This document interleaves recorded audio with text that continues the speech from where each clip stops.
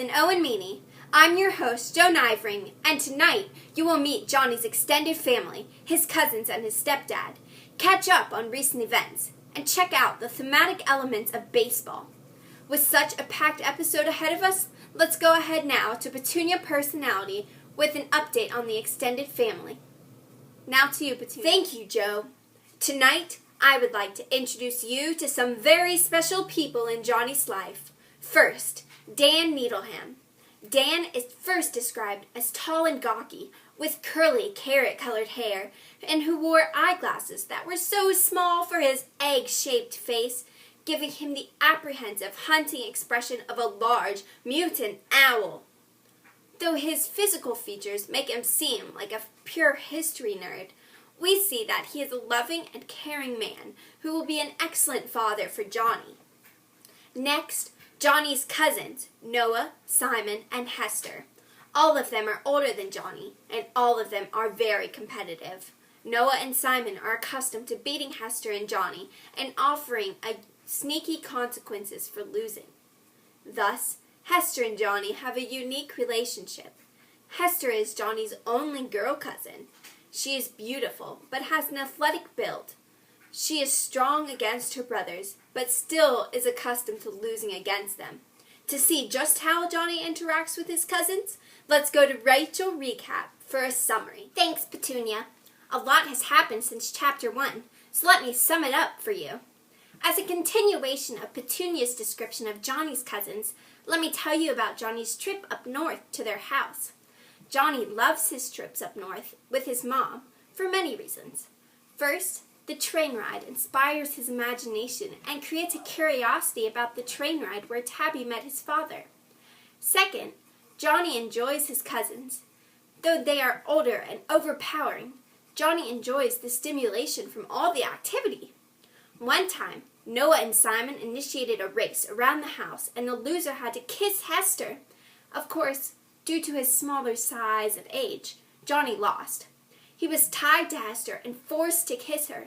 This happened repeatedly, and eventually, Johnny stopped trying to win. What does that mean? Hester and Johnny had a very close relationship, almost too close, but it hadn't gotten to that point yet. Johnny has always talked to Owen about his cousins, their roughness, but the fun that comes along with it. After hearing about them many times, Owen demands that he meet them sometime, and so when they come to Gravesend for Thanksgiving, Owen meets them. Fortunately, they go easy on Owen and play a not very physical game of hide-and-go-seek. Hester hides in a dark closet, and the boys go in one at a time and have to find Hester before she grabs their doink. During Owen's turn, Hester decides to tickle him. Part because of Owen's surprise and part because of the excitement, Owen pees. Another important segment of the chapter is Dan's introduction. Johnny first meets Dan when he comes knocking on their door.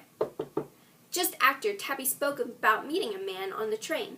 Immediately, Johnny is fascinated by Dan, especially upon receiving a mysterious brown paper bag containing a stuffed but very lively-looking armadillo.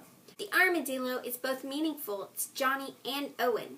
Because of this, after Tabby's death and after receiving Owen's baseball card collection, Johnny gives the armadillo to Owen after guidance from Dan. The gift shows that they both have lost a part of them, but had no way of saying how they felt. So, as 11-year-old boys, they gave each other their most loved possessions. At the end of the chapter, Johnny presents us with his thankfulness for Owen, that Owen gave him more than he ever took away. Next week, we will take a look at some of those gifts. But for now, back to you, Joe. Thank you, Rachel. You, unlike Petunia, see the importance of returning to the anchor in between segments. Now to Teresa Themes for a new look on baseball. Thank you, Joe. I'm Teresa Themes, and today we will take a look at the thematic importance of baseball. Baseball is a recurring topic in this book and is in fact a great cause of conflict. This is quite contrary to the typical emotions associated with baseball. Baseball is a great American pastime. What kid doesn't dream of hitting a home run and winning their first baseball game? John Ivring uses this American tradition to describe a murder, a tragic death. Could this be just one of the American traditions that disrupts Owen's and Johnny's lives? Time for the quote of the week! Owen, Meany, and I were permanently conditioned to flinch at the sound of a different kind of gunshot, that much-loved and most American sound of the summer, the good old crack of the bat. Page 85. Baseball introduces several themes in the novel. It introduces that death can be interrupted at any minute. Tabby's death was unexpected and sudden, and it resulted from a little boy's success on achieving an American dream, hitting his first baseball.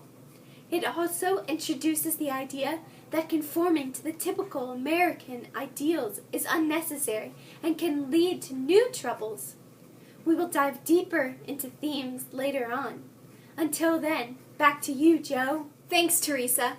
That's all for this episode. Check back next week for a look into the events of Hurd's Church, a place of new life or sudden death. See you next time.